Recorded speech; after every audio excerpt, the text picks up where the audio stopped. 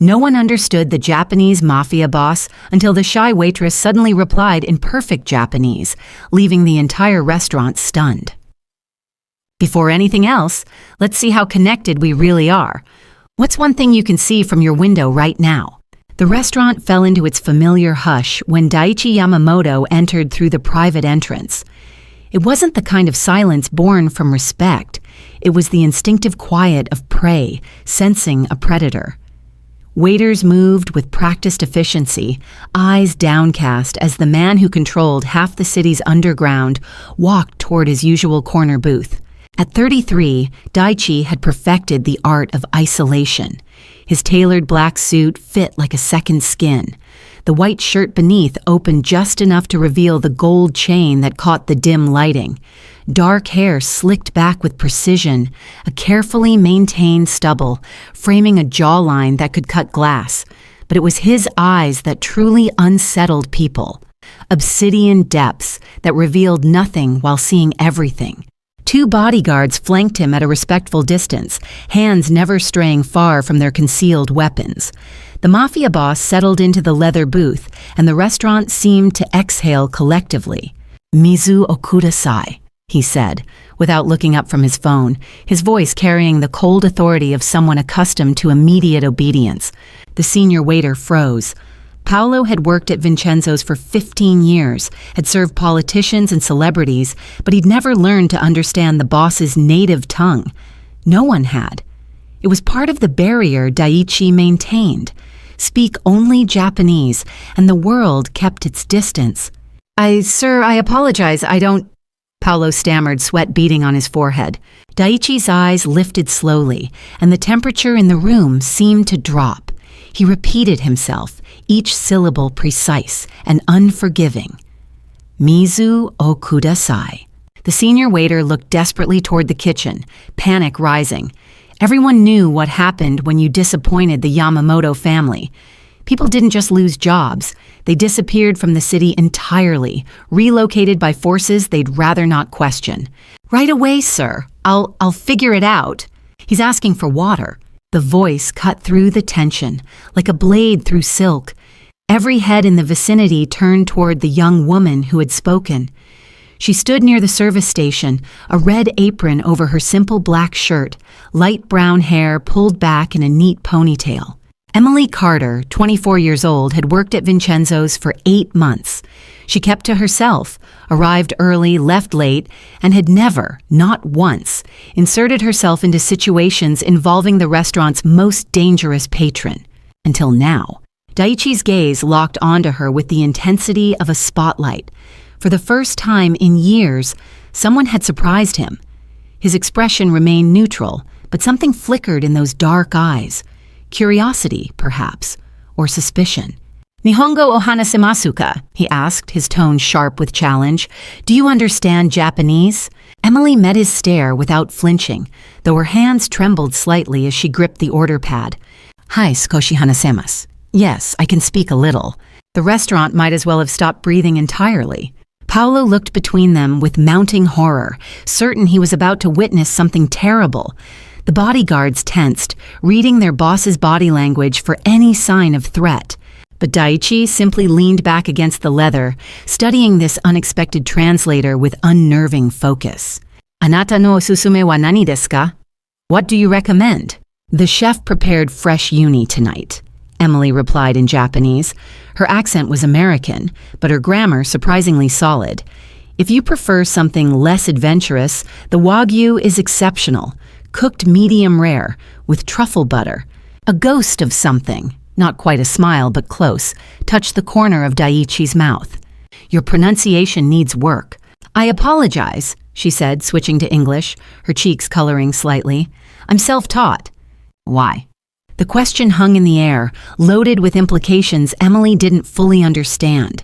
She hesitated, aware that every person in the vicinity was listening despite their pretense of busy work. "My best friend in college was Japanese," she finally said, her voice softer. "Before she passed away, she made me promise I'd learn, said it would open doors I didn't know existed." Something shifted in Daichi's expression, so subtle that anyone else would have missed it. But Emily saw it. a crack in the carefully constructed armor. Grief recognized grief. Wagyu, he said in Japanese. Medium rare. And your name? Emily Carter.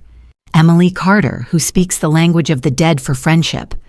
He switched to English, his accent thick but controlled. Interesting. Before she could respond, Paolo practically yanked her away from the table, his face pale. What were you thinking? You never approach Mr. Yamamoto without being summoned. Do you understand what kind of man he is? I was helping, Emily protested quietly as they moved toward the kitchen. Helping? Paolo hissed. He's not some businessman who needs assistance with the menu. The Yamamoto family controls everything from the docks to downtown. When he makes a phone call, problems disappear permanently, and you just made yourself visible to him. Emily glanced back at the corner booth. Daiichi was on his phone, speaking rapid Japanese to someone who apparently wasn't pleased with whatever he was saying. His bodyguards stood like statues, and the other diners gave his section a wide berth. He just wanted water, she said, though her heart hammered against her ribs. He wanted isolation, Paolo corrected, and you just shattered it. The rest of Emily's shift passed in a blur of anxious glances and whispered warnings from co-workers. The Wagyu was prepared with obsessive care. No one wanted to disappoint the man whose reputation alone kept the city's other crime families at bay. When Emily delivered the plate, Daiichi was reading something on his tablet, his expression unreadable. Dozo, she said quietly, placing the dish before him. Please enjoy. Sit. Emily blinked. I'm working, sir. Sit, he repeated, gesturing to the seat across from him. It wasn't a request.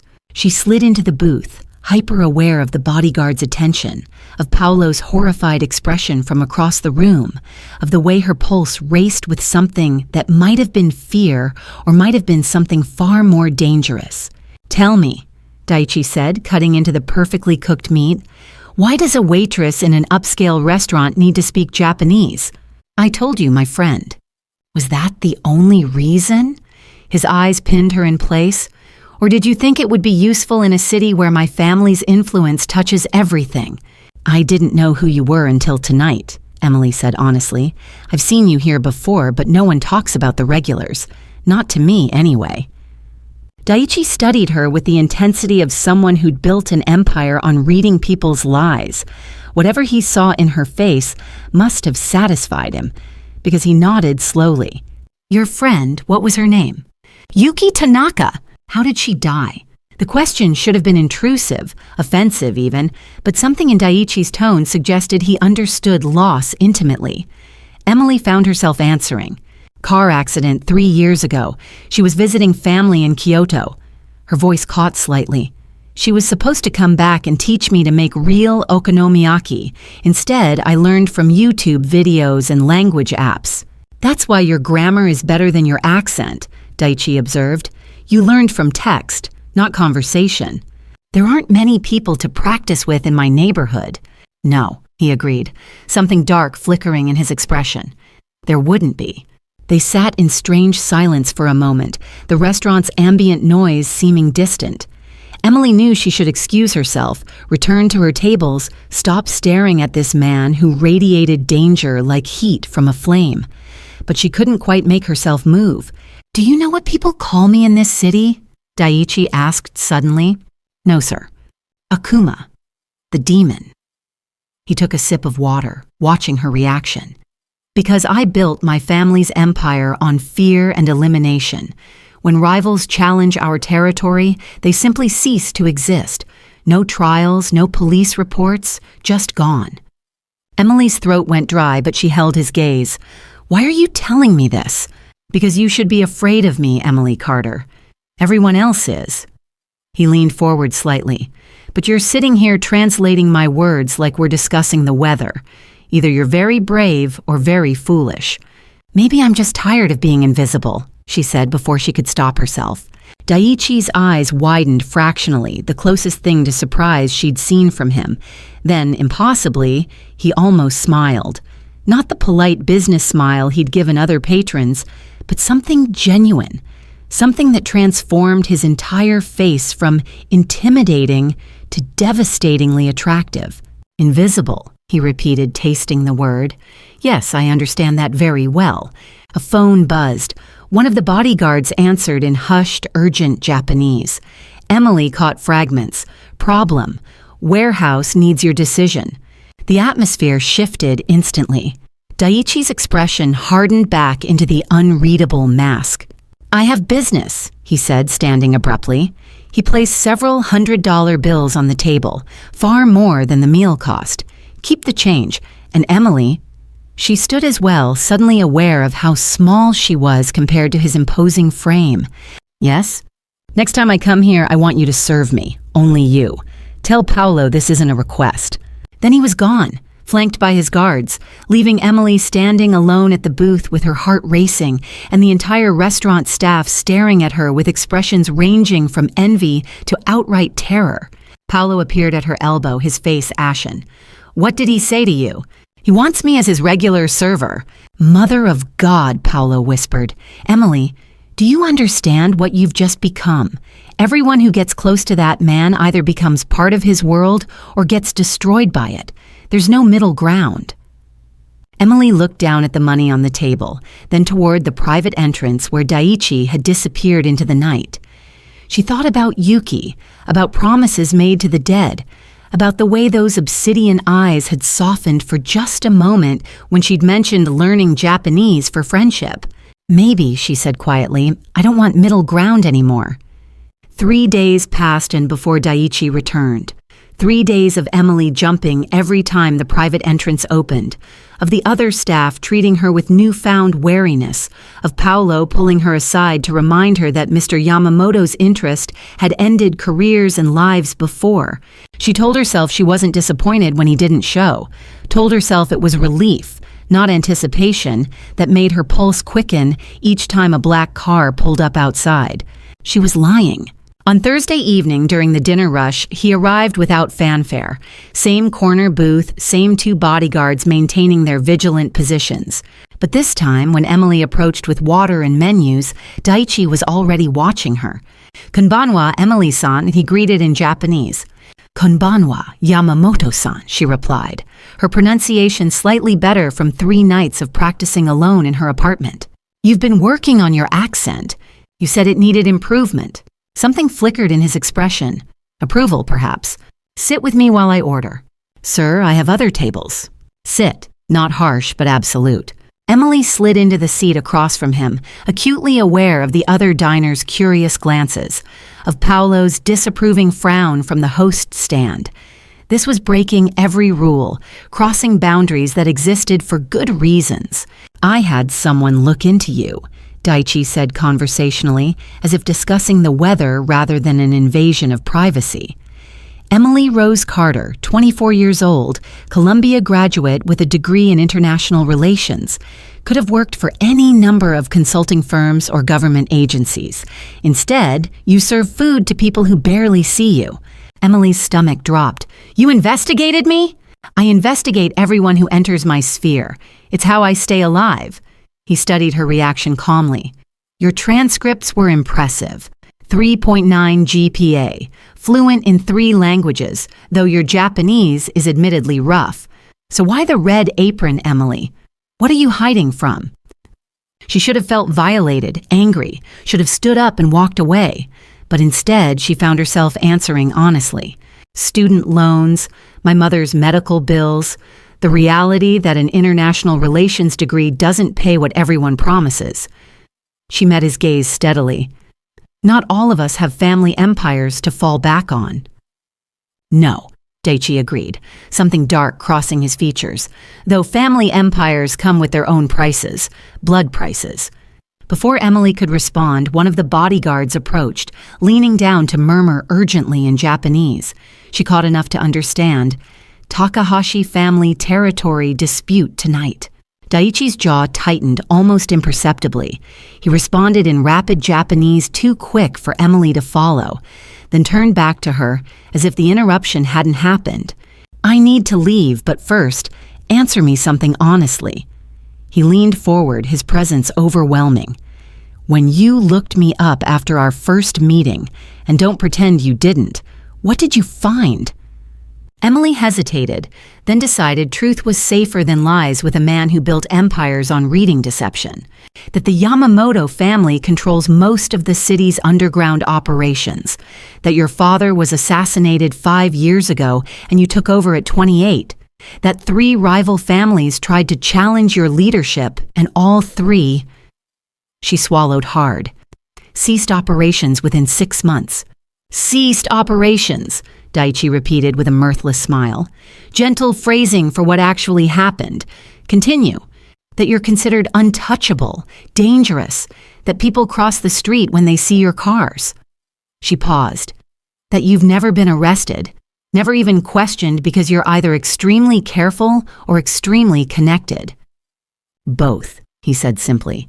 And knowing this, you're still sitting here. You haven't given me much choice. There's always a choice, Emily. You could quit, disappear into the city. I wouldn't follow. Wouldn't you? The question hung between them, loaded with implications neither was ready to examine. Daichi's eyes narrowed slightly, and for a moment Emily glimpsed something beneath the cold exterior. Loneliness, perhaps. The isolation of a man who'd built walls so high that even language itself became a barrier. Your mother, he said, changing subjects abruptly. What's wrong with her?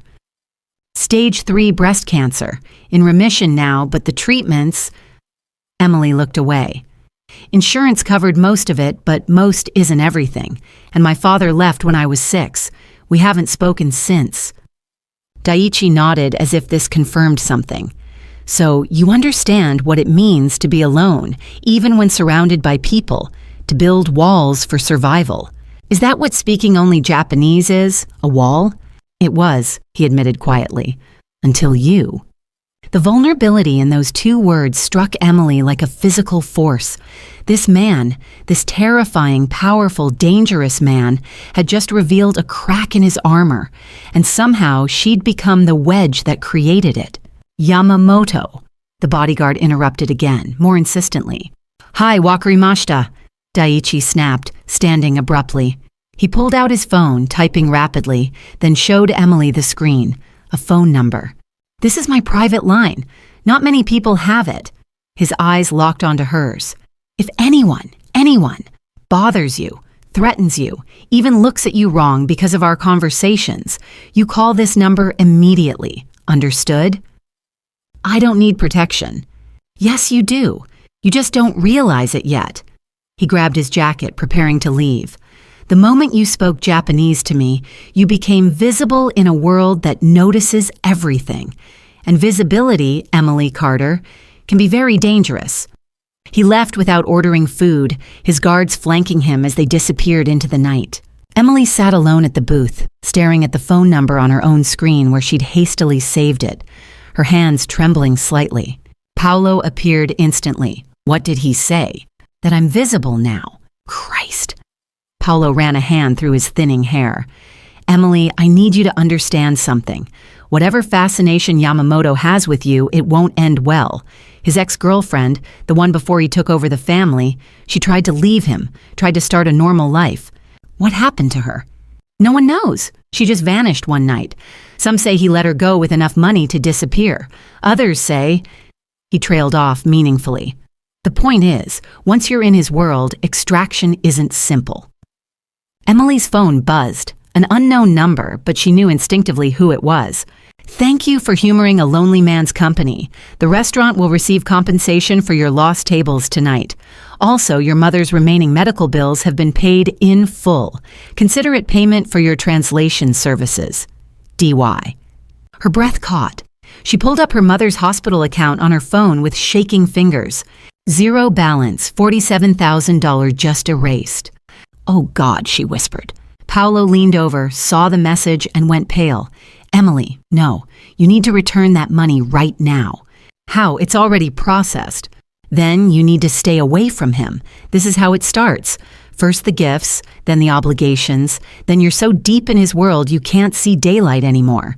But Emily was staring at the zero balance, thinking about her mother's relief, about the crushing weight that had just lifted from her shoulders, and thinking about a man who spoke only Japanese to keep the world at arm's length. who'd seen something in a random waitress worth investigating, worth protecting, worth investing $47,000 in. "I should return it," she said, but the words felt hollow. "You can't return it." He knew that when he sent it. Paolo's voice was heavy with resignation. "You're already caught, Emily. The question is whether you'll fight it or accept it." That night, lying awake in her small apartment, Emily stared at Daiichi's number in her contacts. She should delete it. Should quit Vincenzo's, move to a different neighborhood, pretend the last week hadn't happened.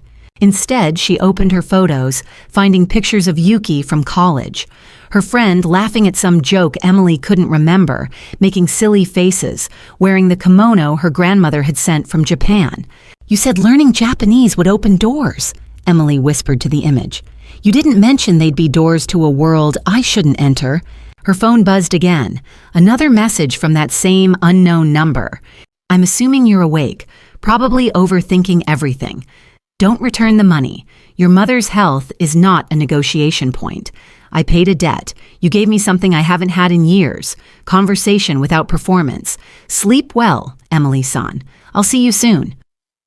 Before she could second-guess herself, Emily typed back, "Thank you, but this doesn't mean I'm okay with what you do." The response came almost immediately. "I wouldn't respect you if you were. Good night, Emily." She fell asleep with her phone clutched in her hand, dreaming of obsidian eyes and barriers made of language that somehow, impossibly, she'd managed to cross. 3 blocks away. In a private office overlooking the city, Daiichi Yamamoto stood by floor-to-ceiling windows, his own phone in hand. Behind him, his second-in-command, Kenji, waited patiently. "The Takahashi situation is resolved," Kenji said in Japanese. "They've agreed to our terms." "Good.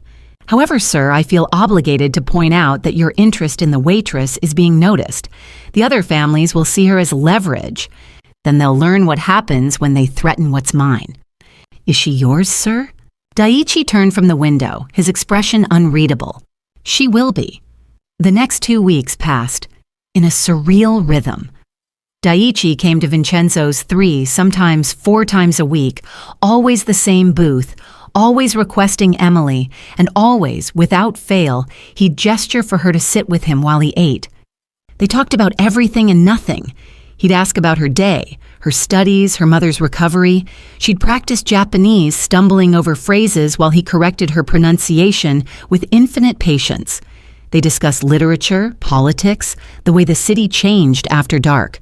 They never discussed his business, never mentioned the empire built on fear, or the methods that kept rivals at bay. It was an unspoken agreement. In that corner booth, surrounded by candlelight and soft music, they existed in a bubble separate from reality. Emily told herself it was harmless, just conversations with an interesting, if dangerous, regular customer. But she couldn't quite explain why her heart raced every time he walked through that entrance, or why she'd started learning kanji in her spare time, or why she found herself dressing more carefully on nights she knew he'd appear. "You're playing with fire," her coworker Sandra warned one evening, watching Daiichi's car pull up. "That man is gorgeous, sure, but he's also got blood on his hands. Metaphorically, at least." "We're just talking," Emily protested. "Honey, men like that don't just talk to women like you. Whatever he wants, it's not conversation practice." But Sandra was wrong, Emily thought. Daiichi did want conversation. He craved it like oxygen, genuine connection with someone who saw him as a man rather than a title, someone who didn't flinch when he moved, didn't weigh every word for hidden threats, someone who'd learned his language not for advantage, but for love of a friend who died too young. Tonight, he arrived later than usual, tension evident in the set of his shoulders. When Emily approached, she noticed a small cut on his jaw, barely visible beneath his stubble. "What happened?" she asked in Japanese, sitting across from him without waiting for an invitation, something she'd grown comfortable doing. "Business disagreement," he replied shortly. "Nothing that concerns you. You're bleeding." "It's nothing." Emily stood and returned with a first aid kit from the kitchen, ignoring his protests.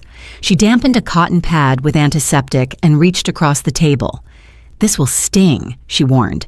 The moment her fingers touched his jaw, the air between them changed. Daiichi went absolutely still, his eyes locking onto hers with an intensity that made her breath catch. She dabbed gently at the cut, hyper-aware of the warmth of his skin, the subtle scent of his cologne, the way his pulse jumped beneath her fingertips. "Emily," he said quietly, his voice rough. "Almost done," she murmured, applying a small bandage. His hand came up, catching her wrist before she could pull away, not roughly, but firmly enough to keep her there. "Do you have any idea how dangerous this is? Treating a small cut? These conversations?" His thumb brushed against her pulse point, feeling the rapid beat. "I've built my entire adult life on distance and control, and you, with your terrible accent and your honest eyes, are destroying both." Emily should have pulled away, should have reminded them both that this was her workplace, that he was a customer, that the things people whispered about him were probably true. Should have done anything except lean slightly closer and whisper, "Maybe I want to. You don't know what you're saying, don't I?" She met his gaze steadily, seeing the conflict there, want warring with something that might have been protectiveness. "I'm not naive, Daiichi. I know what you are, what you do." It was the first time she'd used his given name. The intimacy of it hung between them like a confession. "If you know," he said softly, "then you should run far and fast." "Is that what you want?" "What I want," Daiichi said, his eyes dropping to her lips. "And what's best for you are entirely different things." A phone buzzed. His, not the bodyguard's. He glanced at it, and whatever he saw made his expression harden into something frightening. "I have to go. Another business disagreement." Something like that. He stood but didn't release her wrist immediately. "Emily, I need you to promise me something." "What?" "If anyone approaches you asking about me, anyone at all, you tell them nothing and call me immediately. Don't be brave. Don't try to handle it yourself. Just call." Fear flickered in her chest. "What's happening?" "War," he said simply. "The Takahashi family is challenging our territory agreements. It's going to get ugly before it gets better." His grip tightened fractionally. "I can protect you, but only if you let me." "I don't need—" "Yes, you do." He finally released her wrist, and she saw something in his eyes she'd never witnessed before. Fear. Not for himself, but for her. The moment word spreads that Daiichi Yamamoto sits with the same woman every night, that he's paid her debts and speaks to her in his native tongue, you become a target. Rivals will see you as my weakness. "Are you?" Emily asked before she could stop herself. "Is that what I am? A weakness?" Daiichi reached up, his fingers brushing her cheek so gently she barely felt it. "You're the first person in 5 years who's made me remember what it feels like to be human instead of a title. So yes, Emily Carter, you're the most dangerous weakness I've ever had." Then he was gone, flanked by his guards, leaving Emily standing alone with her heart pounding and her cheek burning where he'd touched her. Paolo materialized at her elbow. "Whatever that was, it needs to stop now. It's not just anything. I've worked here for 15 years, Emily. I've seen what happens when civilians get caught in territory disputes. The Takahashi family won't hesitate to use you against him if they think it'll give them an advantage." "How do you know about the Takahashi family?" Paolo sighed heavily. "Because this restaurant sits right on the boundary line between their territory and Yamamoto's. We've managed to stay neutral, but that neutrality means we see and hear things. And what I'm hearing is that tensions are escalating rapidly." Emily touched her cheek where Daiichi's fingers had been, remembering the way he'd looked at her, like she was something precious and terrifying all at once. "I can't just stop talking to him, Paolo." "Then God help you both." That night, Emily couldn't sleep. She lay in her small apartment listening to city sounds through thin walls, thinking about obsidian eyes and the weight of isolation. At 2 a.m., her phone buzzed. "Are you awake?" "Can't sleep," she replied. "Neither can I. Thoughts too loud. Want to share them." A long pause, then. "I'm thinking about how impossible this is. About all the reasons I should stay away from you. About how none of those reasons seem to matter when you look at me like I'm something other than a monster." Emily's breath caught. She typed and deleted 3 responses before settling on, "Are you a monster?" I've done things that would make you run screaming if you knew the details, built an empire on fear and elimination, made people disappear when they threatened what's mine. So yes, Emily, by most definitions, I am exactly that. And what am I in your world? Another long pause. When his response came, it made her heart stop. You're the woman who's making me question whether I want to be a monster anymore. Before Emily could respond, another message arrived. Tomorrow night, after your shift ends, there's something I need to show you. Something you deserve to know before this goes any further. Will you come with me? Every logical bone in her body screamed, no. This was the moment to draw the line, to protect herself from a world she didn't understand and had no business entering. Emily typed back, yes, I'll wait for you. And Emily, wear comfortable shoes. Where we're going, you'll need to be able to run if necessary. She stared at that last message, her pulse racing with equal parts fear and anticipation. Somewhere in the city, a war was brewing between criminal families. And somehow, impossibly, she'd become important enough to a man called the Demon that he was willing to show her the truth. Emily pulled up Yuki's photo again, studying her friend's familiar smile. You said learning Japanese would open doors, she whispered to the image. You didn't say I'd find someone waiting on the other side who'd make me forget why I was afraid of the dark. Her phone buzzed one last time. Sleep well, Emily-san. Tomorrow everything changes. D.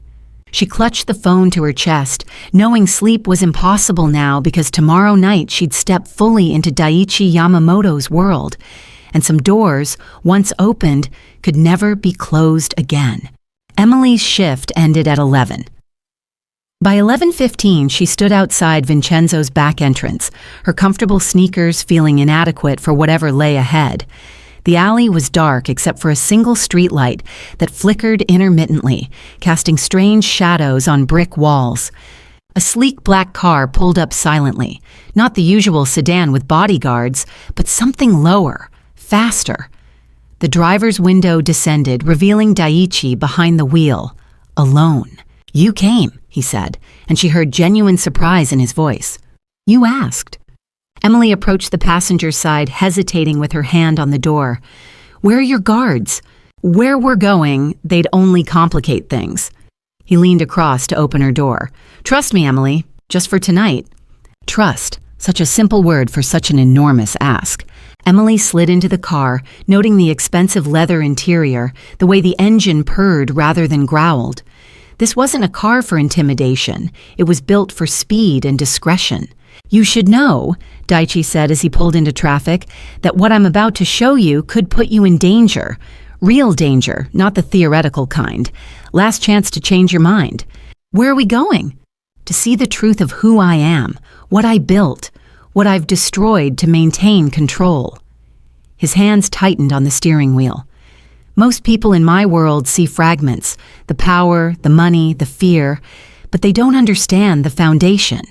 It's all built on the blood price, as I once called it. They drove in silence through increasingly empty streets. The city's glittering downtown gave way to industrial warehouses and abandoned factories. This was the part of the city tourists never saw, where broken streetlights created pools of darkness and graffiti told stories of territories and power. Daiichi pulled into an unmarked building's underground garage, using a key card to access levels that clearly weren't on any official registry. When they finally stopped, they were 4 floors beneath street level in a pristine parking area that held only 3 other vehicles, all expensive, all nondescript. This is the heart of the Yamamoto Empire, Daiichi said quietly. Our headquarters, where decisions are made that affect thousands of lives. He turned to face her fully. Once you see inside, you can't unsee it. You'll know things that make you complicit, at least legally. Then why bring me here? Because I'm tired of the distance. His voice was raw with honesty. Tired of pretending that what's happening between us is simple or safe. You deserve to make an informed choice about whether you want this, want me, knowing exactly what comes with it. Emily took a deep breath. Show me. The elevator required a thumbprint and a code. As they ascended, Daiichi explained in quiet Japanese. perhaps seeking comfort in the language that had once been his shield. My father built this organization from nothing, came to America with $3 and a willingness to do whatever was necessary to survive. By the time I was born, we controlled the docks, the import routes, half the city's underground economy. His expression darkened. But control requires constant maintenance, challenges from rivals, betrayals from within, authorities that need managing. It's not like the movies, Emily. There's no honor in it, no code that makes it noble. It's just survival wrapped in expensive suits. The elevator opened into a corridor that looked more like a corporate office than criminal headquarters. Tasteful artwork, recessed lighting, doors with names rather than numbers. But Emily felt the weight of it. The understanding that beneath the civilized veneer lay something far more dangerous. Daiichi led her to a conference room with floor-to-ceiling windows overlooking the city.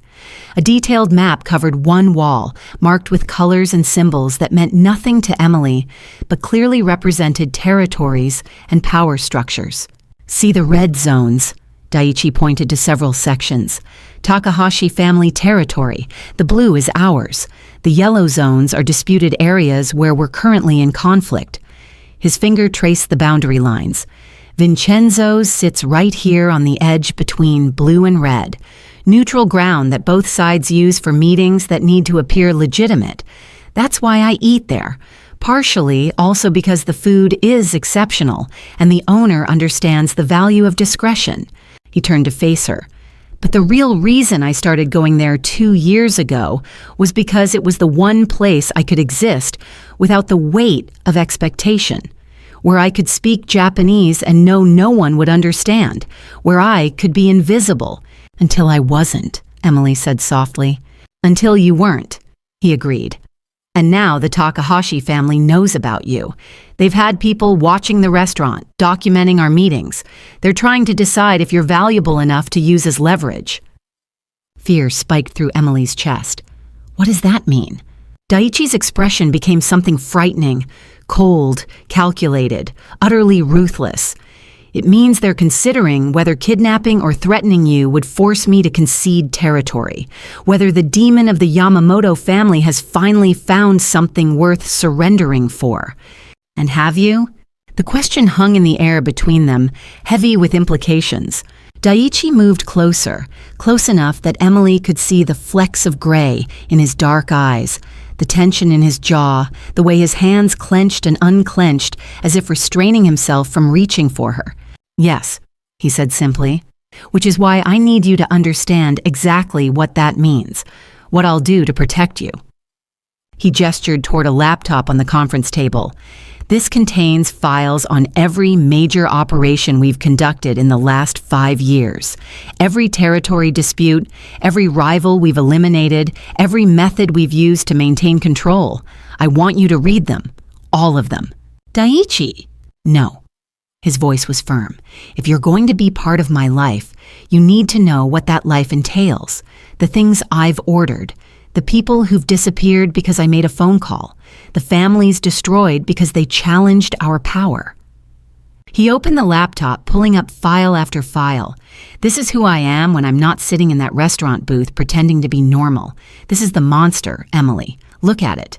For the next 2 hours, Emily read reports detailing territory acquisitions that left rival organizations in ruins, documentation of negotiations that were clearly threats, photographs of abandoned warehouses where confrontations had taken place, no bodies, no blood. But the implications were clear.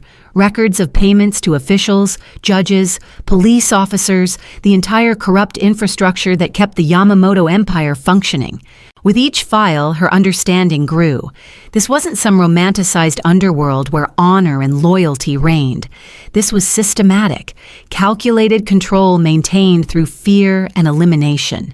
And Daiichi sat at the center of it all, making decisions that destroyed lives with the same casual efficiency that others might use to approve budget reports.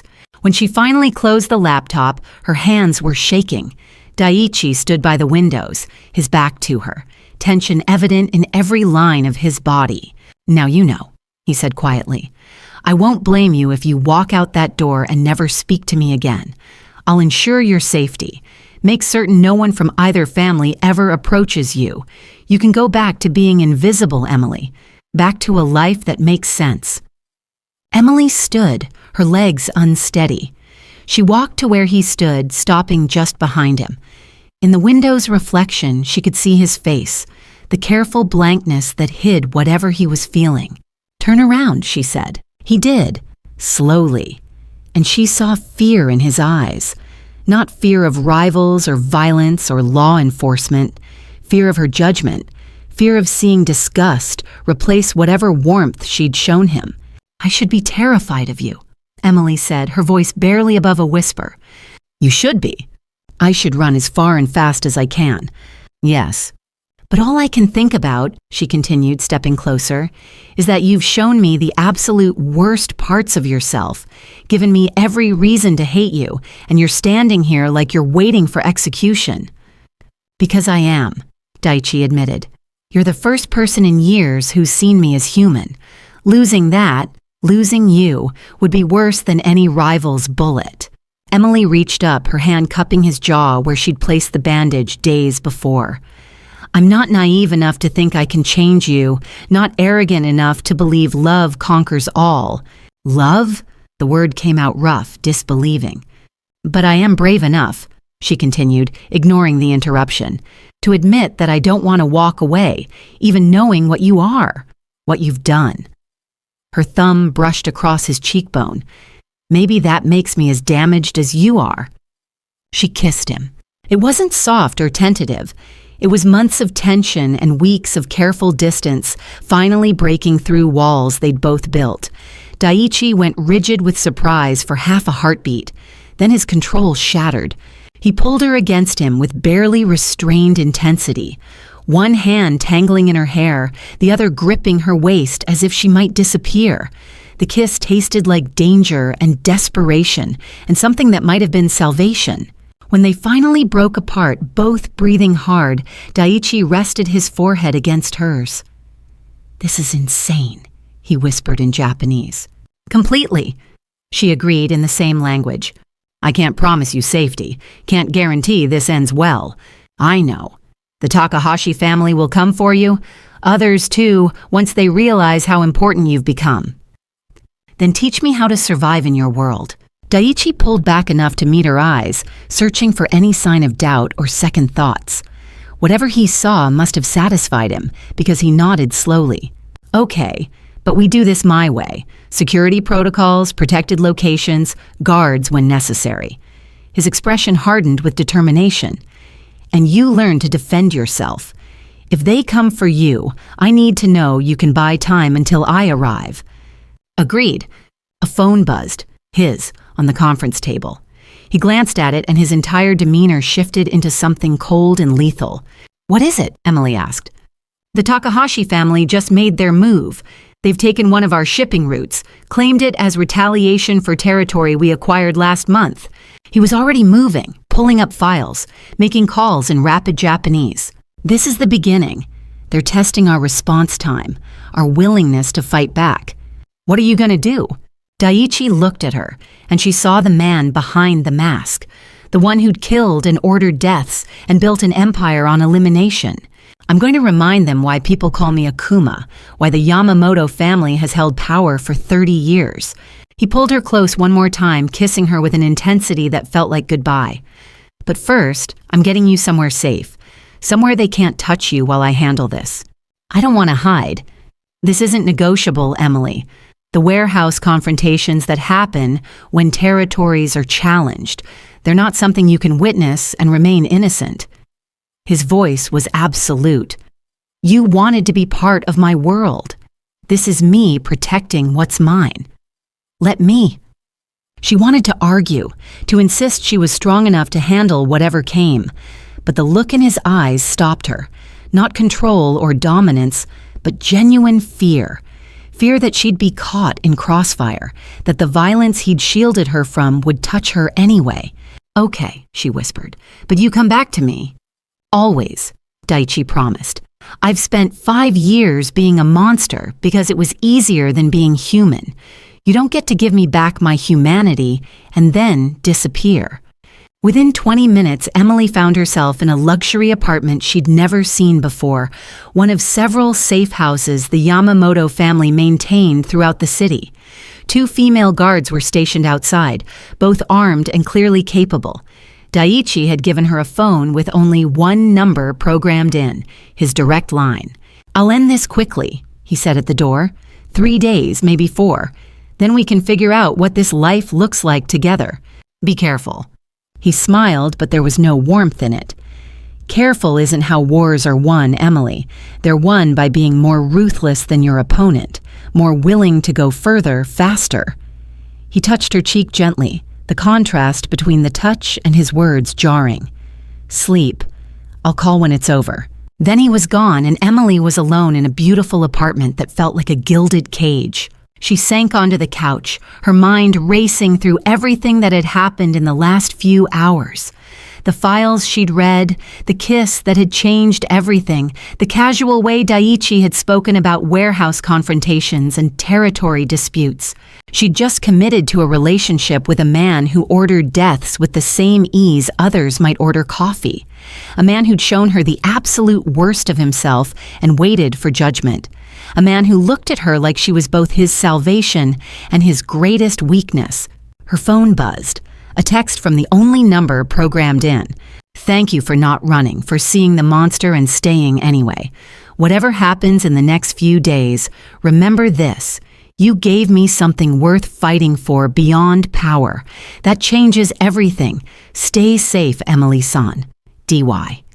Emily clutched the phone, tears streaming down her face. Not from fear or regret, but from the overwhelming understanding that she'd just crossed a line that could never be uncrossed. She'd chosen love in a world built on violence, chosen humanity in the empire of demons. And somehow, impossibly, it felt like the rightest wrong decision she'd ever made. 3 days passed Urs in the luxury apartment. 3 days of guards outside her door, meals delivered by people who spoke in hushed tones, news reports that mentioned gang violence in the industrial district without providing details. Emily tried calling Daiichi twice, but both times it went straight to voicemail. She left no messages. What could she say? Hope the territory war is going well? On the morning of the 4th day, her phone finally rang. "Emily." His voice was rough, exhausted, but alive. "It's over." "Are you okay?" "Physically unharmed. The Takahashi family has agreed to our terms. They're withdrawing from the disputed territories and accepting our original boundary agreements." A pause. It wasn't pleasant. Emily closed her eyes, not wanting to imagine what wasn't pleasant meant in his world. "When can I see you?" "Tonight. I'll pick you up at 7. There's something I need to show you." "The aftermath?" "You need to see what choosing me really means." "Daiichi." "No, Emily. You've seen the files and the maps. Now you need to see the reality. Then, if you still want this, we move forward together." His voice softened. "I'm not trying to scare you away. I'm trying to give you an honest foundation. No illusions." At 7:00 precisely, the apartment door opened, but the man who walked in wasn't the polished, controlled Daiichi she'd known. His suit was rumpled, dark circles under his eyes, a fresh bruise along his jaw. He looked like he hadn't slept in days. "You look terrible," Emily said, crossing to him immediately. "War isn't kind to anyone, even the victors." But he pulled her into his arms, holding her with an intensity that spoke of relief and exhaustion. "God, I missed you. 3 days felt like months." "What happened?" "The version for civilians? We had aggressive negotiations that resulted in mutually beneficial territory agreements." He pulled back, his eyes searching her face. "The truth? I had to make examples, show them why challenging the Yamamoto family has consequences that extend beyond simple business losses." "Did people—" She couldn't finish the question. "No one died. Not this time." Daiichi's expression was grim. "But several of their key operatives are no longer in position to cause problems. The Takahashi family understands now that touching you, threatening you, or even thinking about you too hard will result in consequences they're not prepared to face." He led her down to the car, this time with one bodyguard following at a discreet distance. They drove through the city as dusk settled, the lights beginning to twinkle across the skyline. But they weren't heading downtown. Instead, Daiichi drove toward the waterfront to an area of renovated warehouses that had been transformed into upscale lofts and galleries. "This is where it started," he said, parking in front of a building that looked like any other. "My father's first legitimate business, an import company. Everything we built came from here." They took an elevator to the top floor, which opened into a massive loft space, but it wasn't decorated like a home. The walls held photographs, hundreds of them, pictures of a young Daiichi with a stern-looking older man who must have been his father, images of the Yamamoto organization through the decades, and in the center of it all, a large portrait of the elder Yamamoto with dates beneath. 1958, 2020. "He was murdered here," Daiichi said quietly, standing before the portrait. 5 years ago, a rival family thought that killing him would destabilize our organization, make us vulnerable. His jaw tightened. They were wrong. It just made me realize that sentiment and mercy are luxuries we can't afford. Emily moved beside him, studying the photograph. The resemblance was clear. Same dark eyes, same strong features. But where Daiichi's father looked hardened by years of violence, Daiichi's eyes held something different. Pain, perhaps, or weariness. "Is that when you stopped speaking English in public?" she asked softly. "Yes. My father spoke 4 languages fluently, always met people on their terms, made them comfortable before he destroyed them." Daiichi's voice was bitter. "I decided to do the opposite. Make the world come to me. Make them uncomfortable, off balance. The language barrier became a weapon and a shield. Until me. Until you," he agreed, turning to face her. "Emily, I need you to understand something. When my father died, I inherited more than an organization. I inherited enemies, obligations, blood debts that demand payment. For 5 years, I've managed it all by being colder and more ruthless than anyone else, by convincing myself that connection was weakness." He took her hands, his grip almost painful. "But then you walked into that restaurant and spoke Japanese like Yuki was somehow pushing you toward me, and I realized that I've been slowly destroying myself, becoming exactly what my father never wanted me to be. A monster who's forgotten how to be a man. How to be. So change," Emily said. "Walk away from all of this. It's not that simple. The Yamamoto Empire employs hundreds of people directly, thousands indirectly. Territory we control keeps smaller operations from being consumed by more violent organizations. If I walk away, there's a power vacuum that will be filled by someone far worse." He touched her cheek.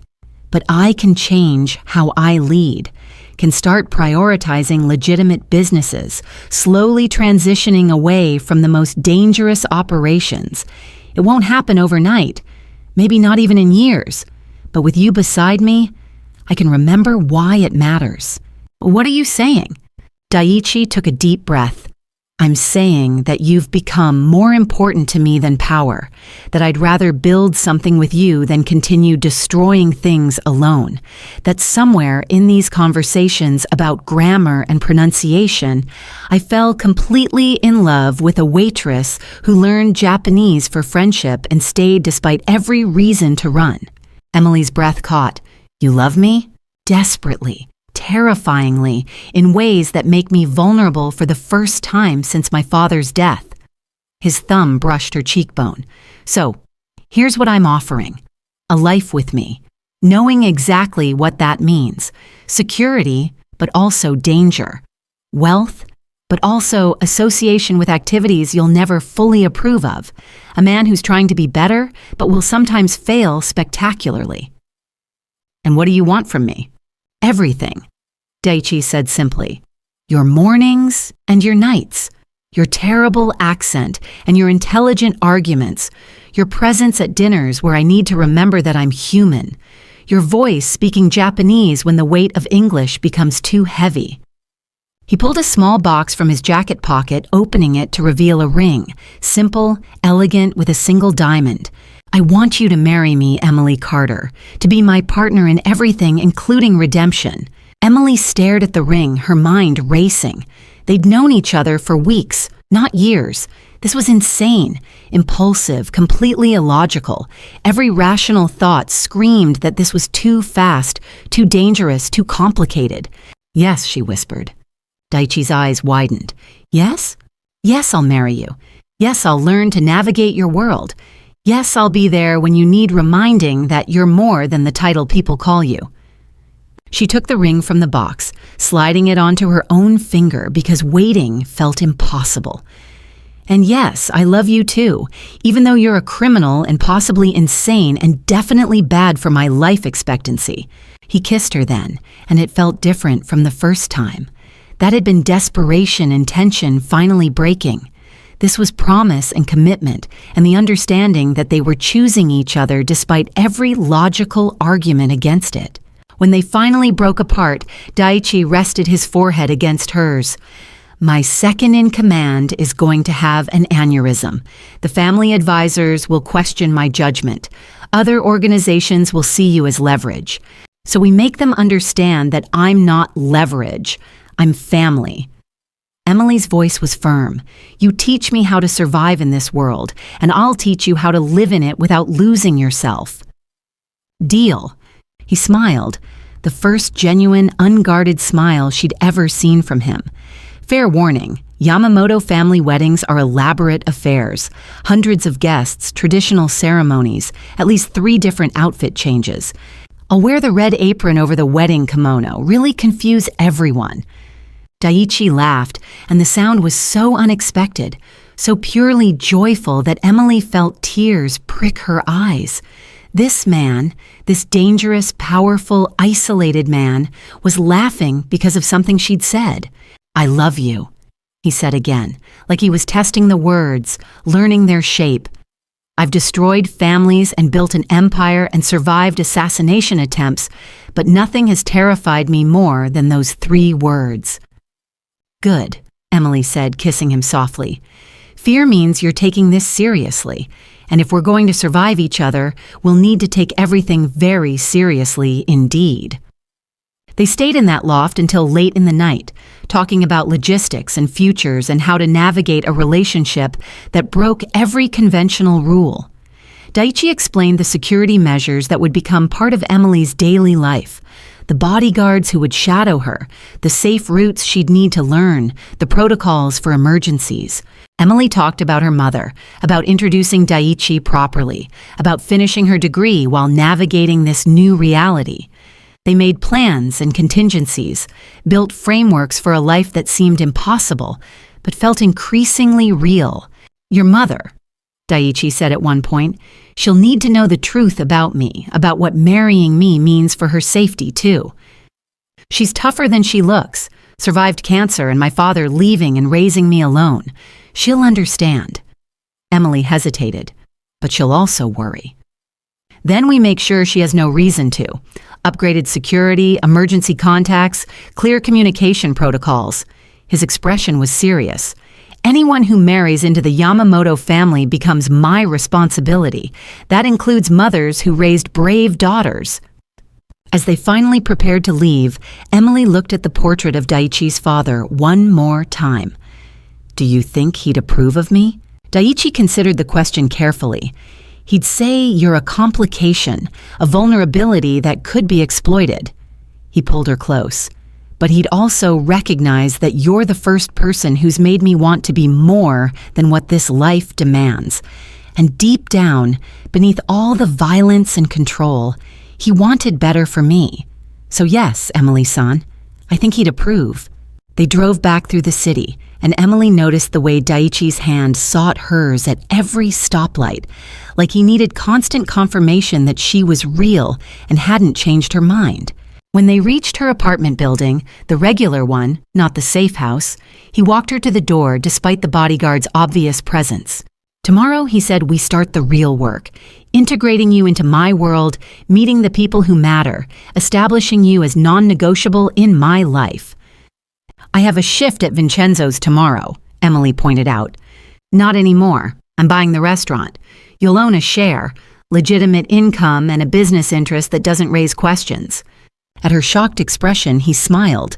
I told you, Emily, everything changes now, including the fiction that you're just a waitress I happen to talk to. You can't just buy an entire restaurant because I work there. Watch me.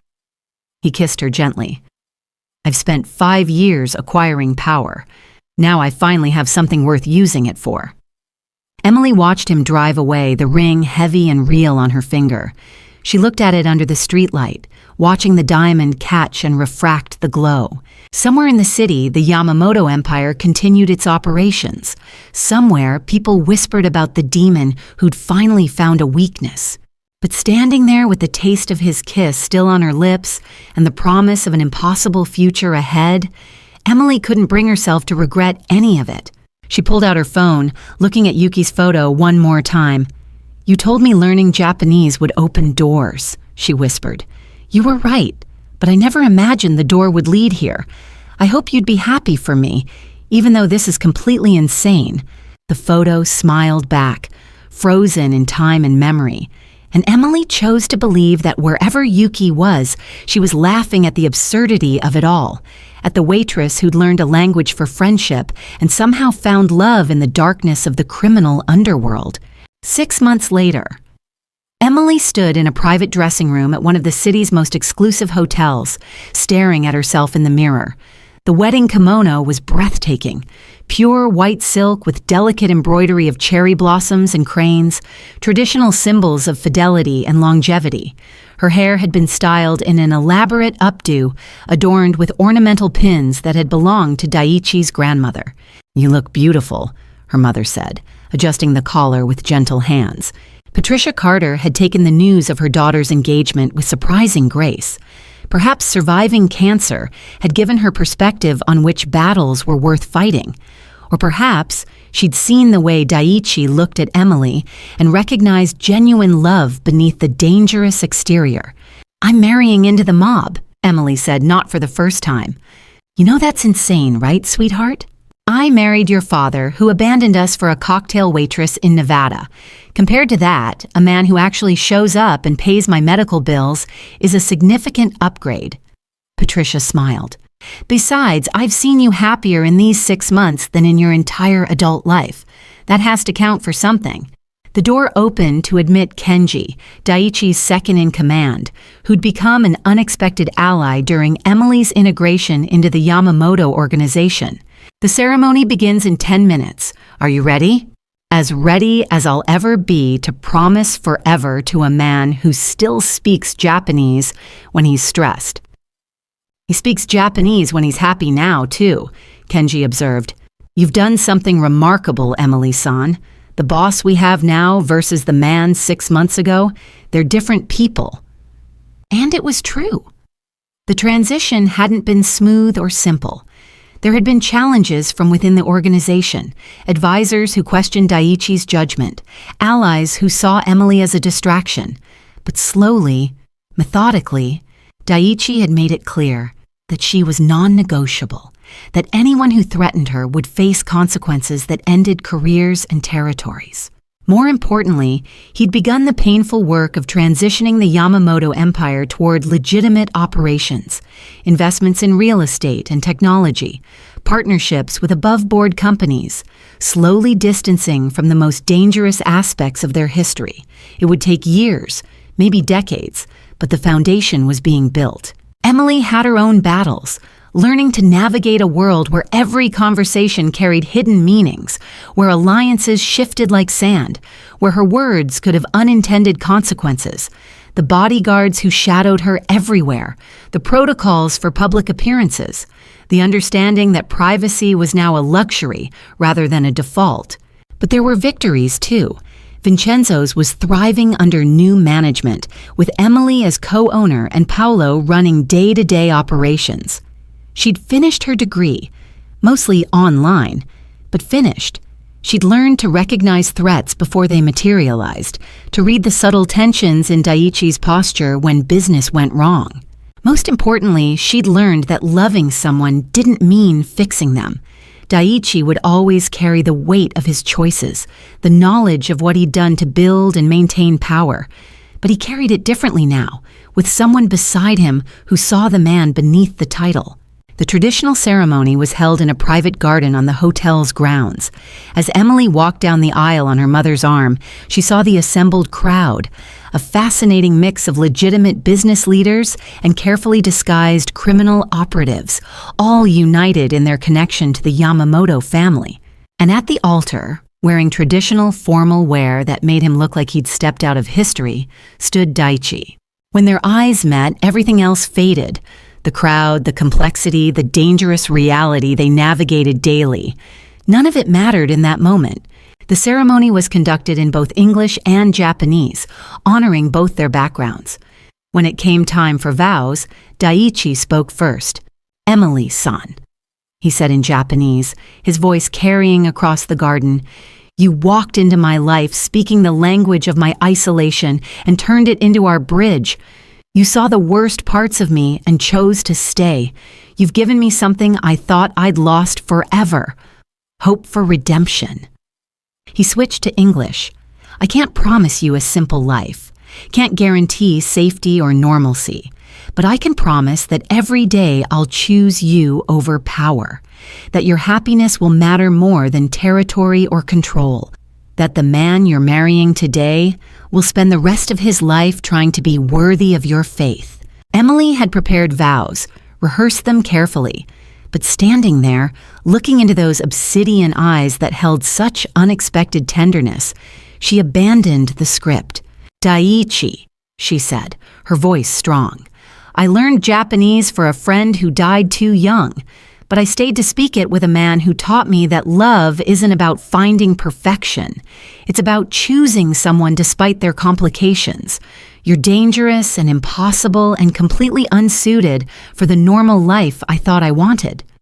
She smiled, tears streaming down her face. "And I wouldn't change a single thing.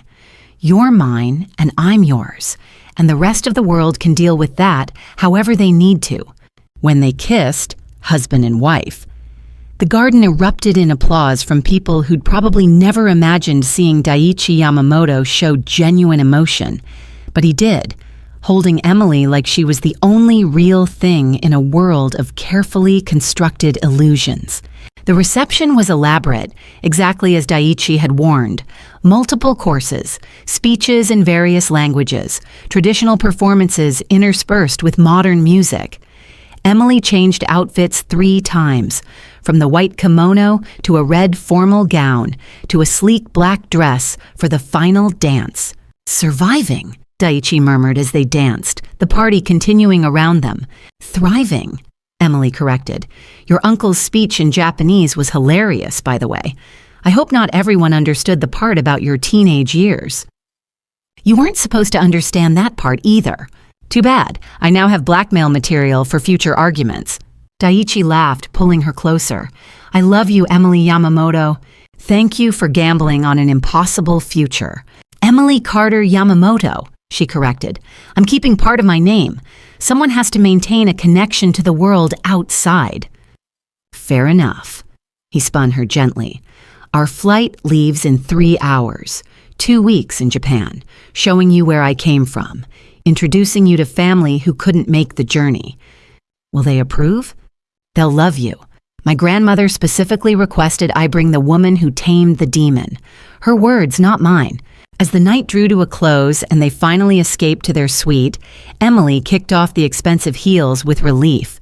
Daiichi loosened his tie, and for a moment they simply existed together in comfortable silence. "Do you ever regret it?" he asked quietly. "That night, you spoke Japanese in the restaurant. If you could go back, would you stay silent?" Emily considered the question seriously. The last 6 months had been chaos. Beautiful, terrifying chaos that had reshaped her entire existence. She'd gained wealth and security, but lost anonymity and simplicity. She'd found love, but accepted the constant awareness that danger lurked at the edges of their lives. "No," she said finally, "because that night I stopped being invisible and you stopped being alone. Everything else we can figure out together."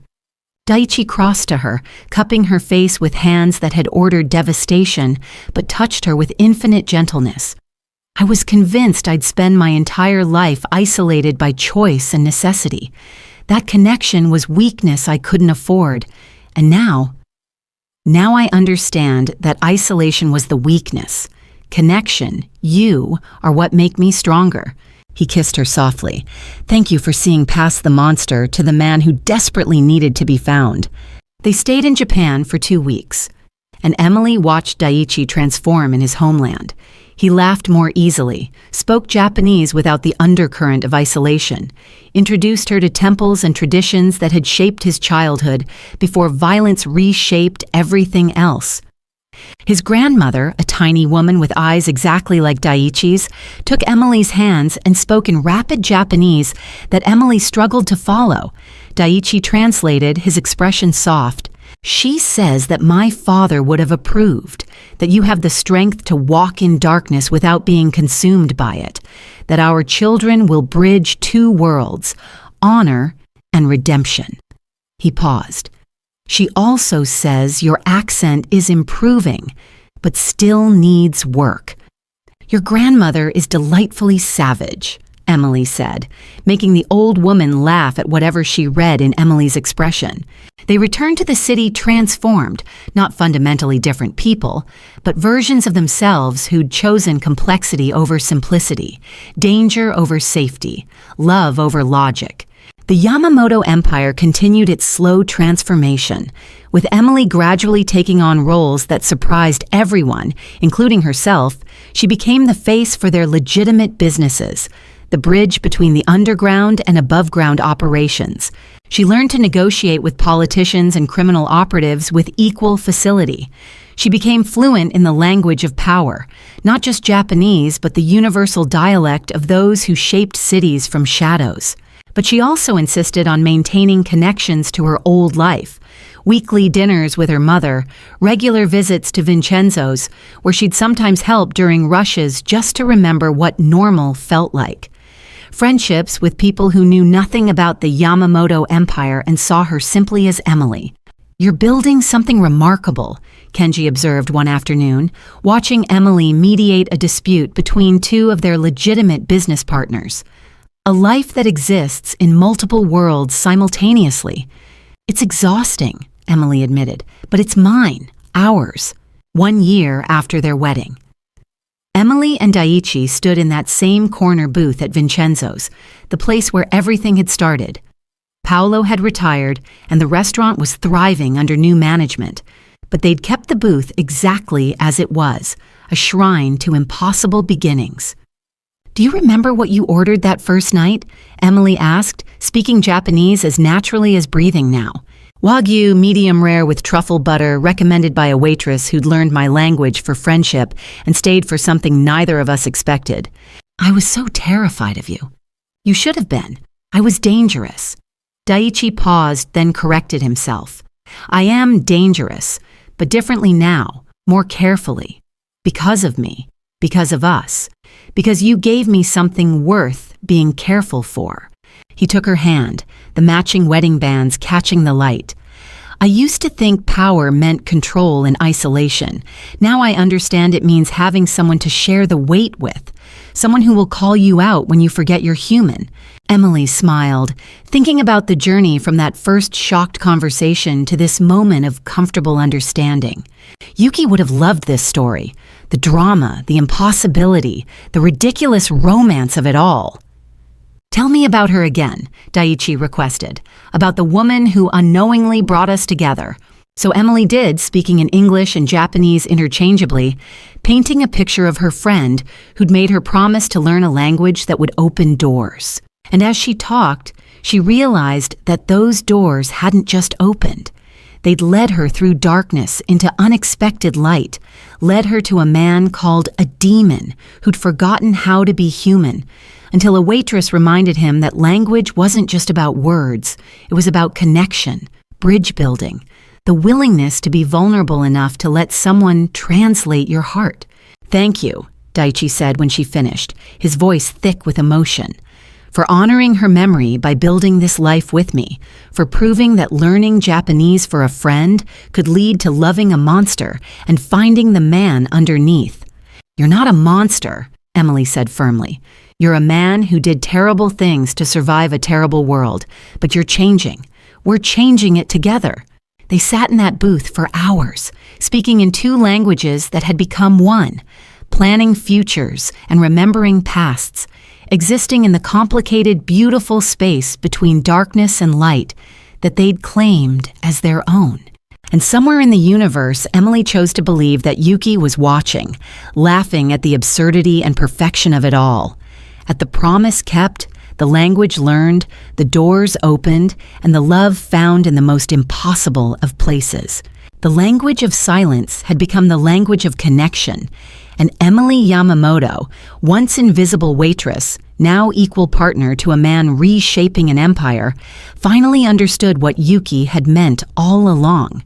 Learning Japanese wouldn't just open doors, it would teach her that the most powerful translations happen not between languages, but between hearts willing to bridge the impossible distance between isolation and love. The end.